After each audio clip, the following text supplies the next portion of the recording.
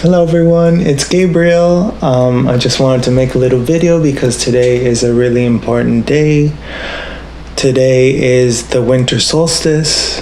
It is the longest night of the year. Today is also the day where the Great Conjunction happened. It happened today here in Toronto around 4 p.m. The Great Conjunction is when the two biggest planets in our solar system, Saturn and Jupiter, are right next to each other from our point of view. They're together, and they aligned in the sign of Aquarius. So it's a really, really meaningful day because this great conjunction hadn't happened in an air sign in a while. So last time it happened was in the year 2000. It happened in the sign of Taurus, I believe, and that is an earth sign, meaning that, Jupiter and Saturn are both very collective planets. They deal with matters of society and the culture, and so does Aquarius. So both of these planets, coming together at the 0 degree of Aquarius is very, very meaningful because we're about to see our entire society change before our eyes. Until now, since the year 2000, and the Great Conjunction only happens every 20 years. So the next time it'll happen in Libra in 2040. So, I'm going to be 50 by then, and time is going to fly. Time is going to change. Everything's going to change. When it happened before in Taurus, I don't know if any of you noticed, but our culture had been very materialistic until now. Like music and everything was all about money, was about chasing material things. It was about possessions and acquiring. I think that's probably one of the more negative ways in which the Taurus sign can express itself. But now, with this great conjunction happening in Aquarius, this sign has everything to do with idealism. It has to do with democracy. So the masses deciding over our future, over how we're going to understand this world we live in and how we're going to shape it. I think the collective has an incredible power, and we're starting to realize it. We're starting to become more empowered in this idea that, we're all connected to a collective subconscious, and that we're all constantly feeding into it with our thoughts and the way we think and the way we talk to each other and interact with each other, and the ideas that are going around in our circles are always going to affect the reality that we are projecting and that we're manifesting. So I am just so excited. This great conjunction happening in Aquarius, to me, represent, to many astrologers and just people in general that believe in spirituality and mysticism, marks the beginning of the age of Aquarius. Just because in the past 200 years, we hadn't seen the Great Conjunction happening in an air sign. And, there's been lots of Aquarian ideas coming to the surface over the years. So that being said, I wanted to do a little reading. I have my notes here to see how each sign is going to be affected by this great conjunction. And I wanted to pull a card, just out of chance, just by luck, to see if there are any other messages that want to come, forward for each sign. So I'm going to start with Aries.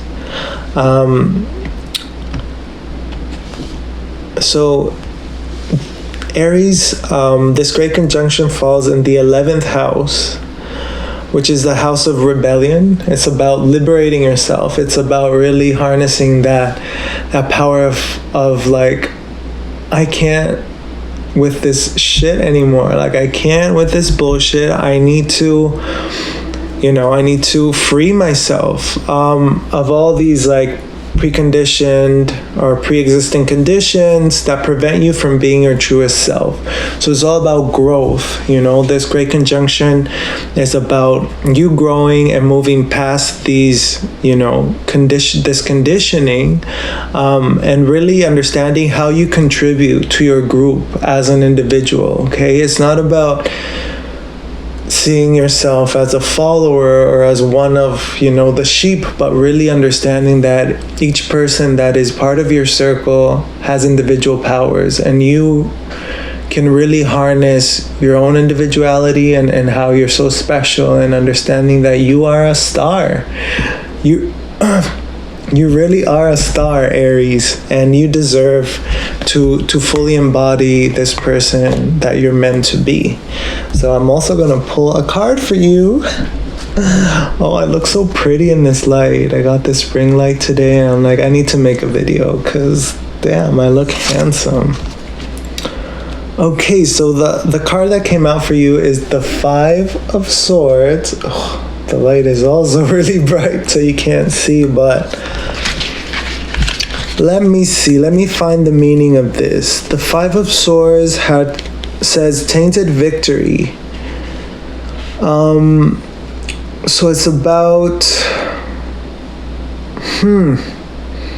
it's about a tenacious victory. It's about bullying, short-sightedness, profiting at others' expenses, manipulation, dishonorable behavior, and humiliation. So when we're talking about rebelling, okay, and freeing yourself from pre-existing conditions, I think this card, the 5 of Swords, it's pointing, it's giving us a clue as to what those pre-existing conditions are. Maybe you have been manipulating people in the past. Maybe you have been profiting off of others' expenses without even noticing. Maybe that was how you behaved all your life. Maybe you saw people around you do it. Maybe the people that raised you behave that way. But your own joy and your own victory and your own success is never going to come at the expense of somebody else. It's never going to come at the expense of you lying to somebody else or tricking someone into believing something that is just not true. Honesty is really the best policy. So you got this. This probably is giving you a pretty clear hint. So let's do it, Aries. Let's do it. 2021 is your year. All right, so Taurus. Taurus is going to be affected by the 10th house. That's the MC. That's your legacy. That's, the work, your career, your ambition, how you persevere, your public image, how you build security. So I have a couple of really, really good friends that are Tauruses and that I love very much. And I've always had a really good understanding and really great friendships with Tauruses. I myself am a Vedic Taurus and I love it. Taurus is very feminine, and it's all about beauty, and it's all about like glamour and the lux, So let's see what message is coming through for you. Oh, it's the card of the Lovers. This is just so beautiful because my friend Reza, who I love so much, who happens to be a Taurus and is doing like a great jump forward and bringing huge changes into her life, got this card also the other day when we were sitting down here. And I personally think it has to do with loving yourself. In order to create security for yourself, you really have to love who you are. You have to adore who you are, because how the hell are you gonna love anybody else, as RuPaul would say. We really are always in this mirroring experience. Whenever we feel infatuated about someone, or we fall deeply for someone, we're really seeing something, we're seeing ourselves in them. And we want to, extend our love to someone else, because a lot of times we're unable to do that for ourselves, and we feel, deeply unworthy of love because of our conditioning. And obviously, most of us feel or have felt that way at some point in our lives, because that's how society really builds us to think that, we're unworthy of love, or that we have to compete or do anything to be loved. But this card for you, Taurus, points at that part of you where, in order to be successful in your career and in work and your security, you're really gonna have to harness that, that aspect of loving yourself, and always physically, emotionally, psychologically, your ideas, your talents, the way you speak, the way you walk, everything, every aspect of you is worthy of love. So we're gonna move on to Geminis. I'm a Gemini myself. I'm a double Gemini, and I love being one because we have such a bad rep, and I love it. So for us Geminis, this great conjunction falls on the 9th house, and it's about how we understand and perceive what happens in our lives. So how this affects how we can find joy in our lives. So our philosophy, our spiritual beliefs. And I got the card of the Tower. The Tower is a pretty intense card, okay? It's just when something hits you, bam, on the side, and when you were least expecting it, it's like things start to crumble down. And personally, I get it. I understand that, challenges are a part of life. Darkness exists in this reality as well as light, and we have to accept that. We can't run away from it. And a big part of my, coming to a realization or a self-actualization this year, especially at this point in my life, is realizing that I cannot run away from the shadows. Whenever I am faced with a challenge, it is exactly, what I can handle. It's neither more or less. It's exactly what I'm supposed to be dealing with at the moment. And that it's only there to help me level up. It's meant to help me understand and grow and really, go on to the next level. So that's it for us Geminis. Next up is Cancer. Cancer is being affected by the 8th house. So this house is about metamorphosis. Okay, and all my Cancers that I love are going through big changes right now. It's about evolving through confrontation, about pushing past your limits. It's also the house of sexuality. So it's like a big orgasm, like when you have your first orgasm and you're like, holy shit, like I didn't know I could feel this, It's kind of like that moment. But I guess, it's about, pushing you past, really confronting you with what you need to be confronted with, and growing with that. It's also about intimacy and commitment. So what type of intimate relationships, or what type of commitments are you looking to build in your life? We're about to see. Oh ho, this is a beautiful card. You got the card of the Empress. The Empress right here. Oof, this light is just blowing it out. The Empress is such a beautiful card. Let me just read this. So it's definitely the feminine power and beauty.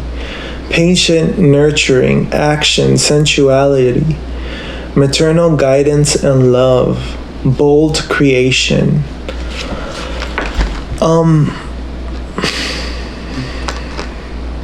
You know, my grandpa was a Cancer, and I just dreamt with him last night, and I woke up in tears, so happy that I got to dream of him, and that I got to be with him, even though I always feel him around me.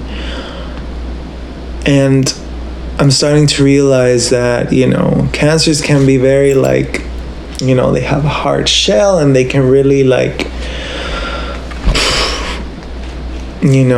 hurt you. But there's also all this beauty element to it. I think there's some softness to Cancers on the inside, and being able to really focus on that part of you that is nurturing, like the mother. What a coincidence that we're getting the Empress as a card for Cancer, because Cancers are the mothers of the tarot, and that's really what it comes down to that support, to that nurturing, harnessing that power and really going with it. Just know that is your superpower, that is your magic. And when people feel that, it's like that type of love has no comparison. It is beyond belief. It is so strong. So thanks to all those Cancers that I know, and every Cancer out there, some that I might not know. Just know that your love is beautiful. It's like no other. Okay, Leos. Leos are being affected by the 7th house. And this house is all about how you learn about yourself through your experience with others. Okay, through your alliances, partnerships, all types of relationships, really. It's also about learning to balance extremes. So, witnessing somebody else. You have a partner, you have a friend, you have a whatever, an enemy, and there's something about them that you want for yourself. You're observing, you're taking notes, and you want to manifest that for yourself. I think this is the opportunity to really do that, and to really use others as examples, and to, maybe not get jealous. And that sounded shady, but you can really have everything and anything you want, no matter who else seems to have it, and it seems like it's an unattainable goal. You got this. You can do it. I got the 7 of Swords for you guys, for my Leos,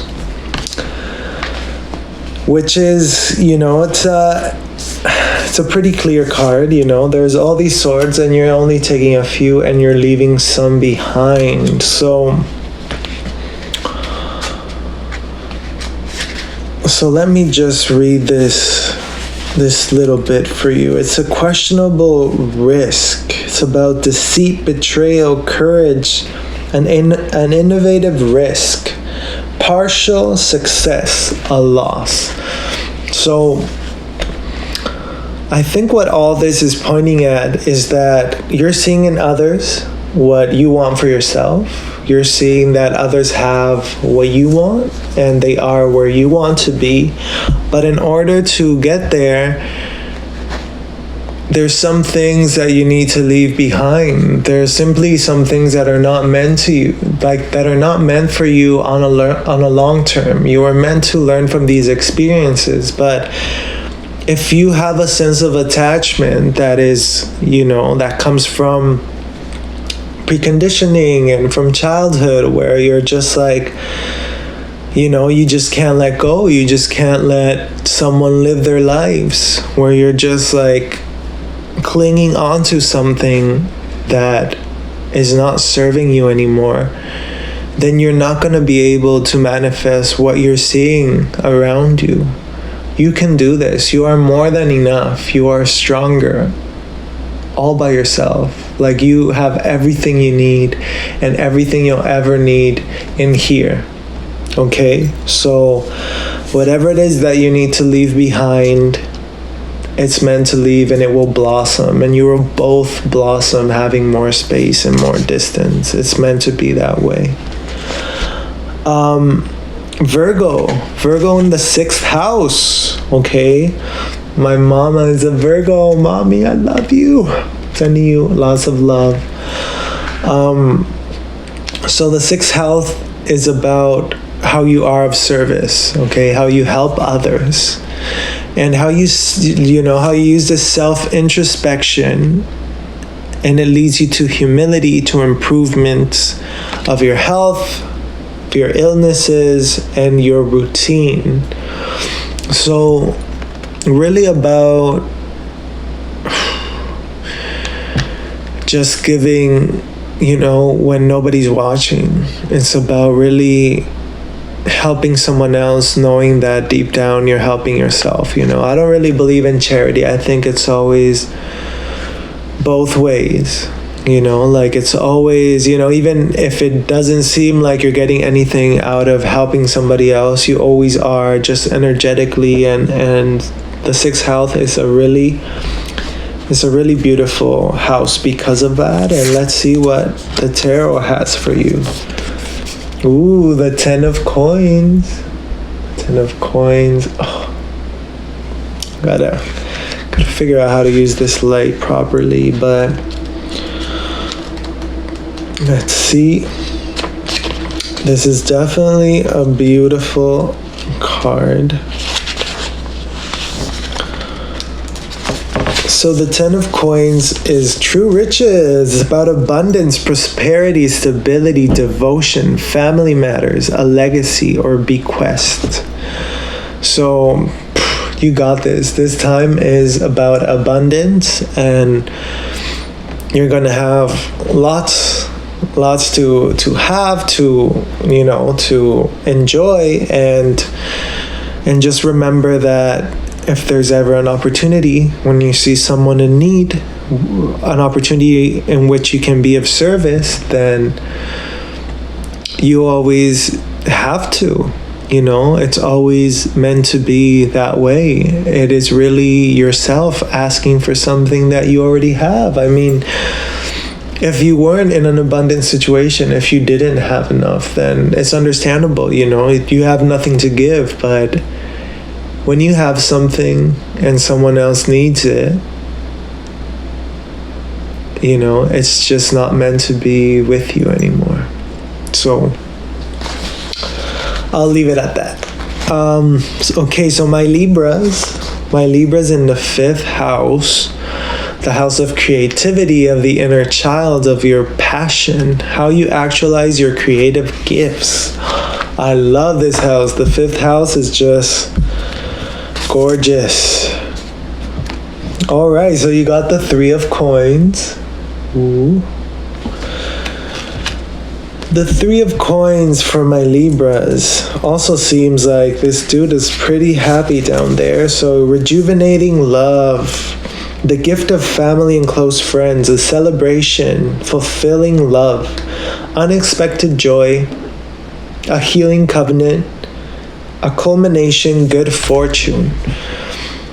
So it seems like you're being able to heal this inner child and really let it come forward, really let it embody you and lead the way. Lead the way through your talents, through your passion. You know what I mean? If you like to dance, if you like to sing, whatever it is, fuck what everyone else is saying, what everyone else's opinions are. Everyone has an opinion, and that's how it should be. But right now, this is about you. It's about your gifts. It's about your true passion, what makes you happy. You know, whatever brings you joy is going to bring joy to your surroundings. It's going to ripple into the rest of existence, and it's just going to heal you and heal everyone around you. So, you know, whatever it is that you're passionate about, go with it. Scorpios. Scorpios are in the 4th house. I mean, this great conjunction, is happening in the 4th house for Scorpios, meaning the foundation of your emotions, okay? Your emotional security, your inner self, your truest self, your family relations, mom, just family in general. It's the IC. Okay, so my Scorpios, let's see what these cards have ready for you. The Hermit. Ooh. I love the Hermit card. I always thought, that I was such a hermit. I always thought that, I wasn't that much of a social person. Now I realize that I am, of course. My Saturn return, I'm a Gemini after all. However, how this has to do with you, it's about quiet observation, okay? Quiet solitude, a willingness to let go of fixed views for the sake of peace, reassessment, illumination, focused attention, introspection, silence leading to clarity. So it sounds a little redundant or maybe painful for some of you because this whole year during the pandemic we've had to isolate and we've had to spend a lot of time alone. But Scorpios are really good at that. Scorpios are really good at sitting in silence and just keeping their thoughts to themselves. But this time you're really starting to see how your emotional foundations are really setting the tone for everything you do. Your emotional stability and how you relate to your family and the people that were around you when you were very young are still affecting the way you behave, your emotions, your sensitivity. Scorpios are so sensitive, and I think that this card is telling you to, if you feel like staying alone a bit more, to staying by yourself a little longer, it's important that you do so because this will bring you clarity, okay? And it will bring you that emotional stability or understanding that you deserve to have. Okay, next up, I'm trying to organize these because I want to do a video in Spanish after, as if I haven't talked enough, but I do love to talk, actually. I'll figure this out later. Okay, who's next? My Sagittarius. Oof, I love Sagittariuses because a part of me is very masochistic. But I feel for all of you. Like, it's been a bumpy road. Like, it's been rough for all my Sagittariuses. So this great conjunction lands on the 3rd house for Sagittarius, is meaning that, how you make sense of life, your logic, your reason, how you teach, socialize, and share your ideas. It's all about that. And let's see what this card has for you. The King of Coins. Wow. I have a really strong feeling that this struggle for my Sag is coming to an end.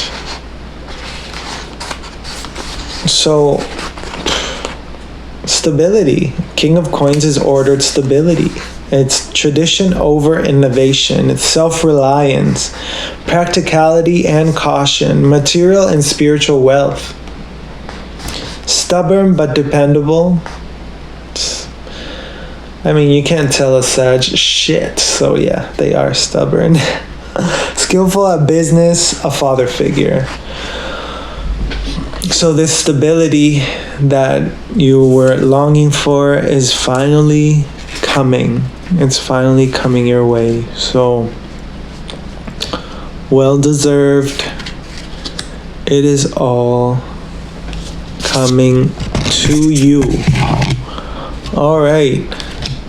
We're almost coming to the end. Capricorn. Oh, my Capricorns. My dad's a Capricorn, and I love my Capricorns, even though they can be hard to understand. One of my favorite friends, one of my best friends, Annie, is a Capricorn, and this conjunction lands on the second house, meaning you're in a relationship with yourself. How you understand value and meaning, finances, money. And you got the Page of Swords. Let's see.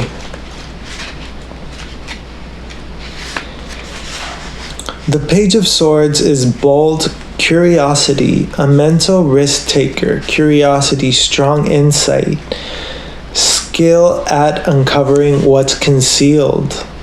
Eager confidence, intellectual innovation, important or unexpected news.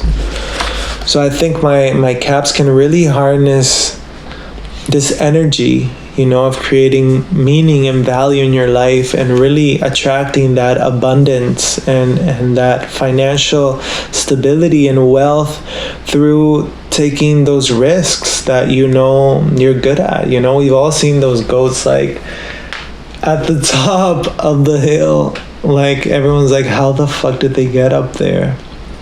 Well, that's you. You are going to take that risk. You're going to innovate, and you have that confidence. You have that intellectual understanding. You have everything you need to get there. So I'm excited for all of you.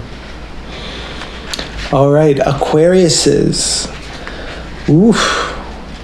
So obviously this conjunction is happening at the 0 degrees of Aquarius, meaning that the first house is what's ruling this big moment, and it has to do about how you go about achieving your soul's purpose, how you pursue your desires.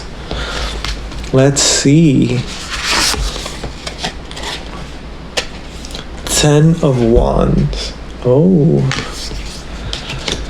this is exciting. 10 of Wands.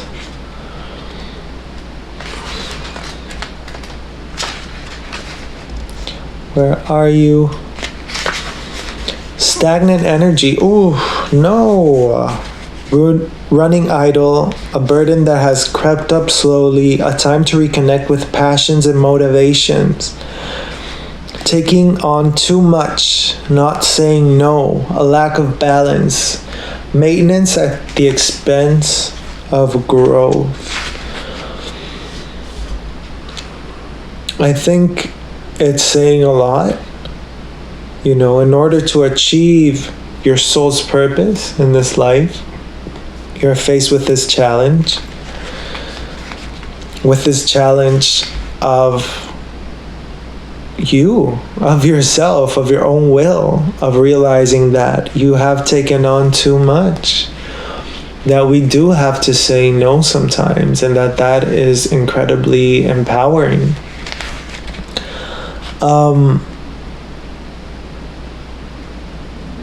This burden, this burden that this card is talking about, only you know what it is, and only you know how to say no to it, or them.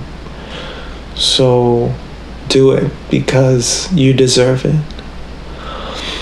All right, the last card, Pisces.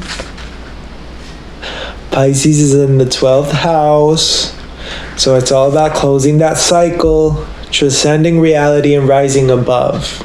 You know, it can also relate to escapism, but, you know, the more positive side is the mystical reconnection with the divine.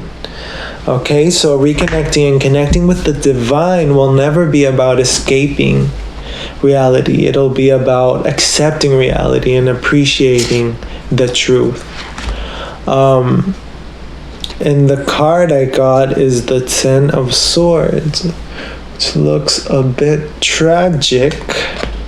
However, like I said, challenges are always beneficial because how else are we gonna fucking move on? How else are we gonna learn anything if it's not through challenges? So this, oh, I love this card. It's so dramatic. It's about a final release, okay? An end to an outdated way of being or thinking. Surrender, betrayal, forgiveness of yourself and or others, and liberation from the past. So I know a lot of my Pisces that I know have kind of, you know, they're always very like spiritual and mystical, but there's a side of them that isn't quite like that. And that is actually, you know, this word betrayal really resonates with me because sometimes you can be easy, you know, it can be easy to some of you, for some of you, to disregard others. And I think it's time. It's really time to let go of that way of thinking. The divine is in everybody. It is in every atom, in every cell of your body, and in everything that exists is divine. And it's time to put that to practice. It's really time to fully embody that. So yeah, those are my messages for all of you, all the people I love that are watching me. I want to send you a big hug, a big kiss, and just like all the positivity in the world. All these challenges are gonna help us get where we want to be. So love you all. Thanks for listening to this.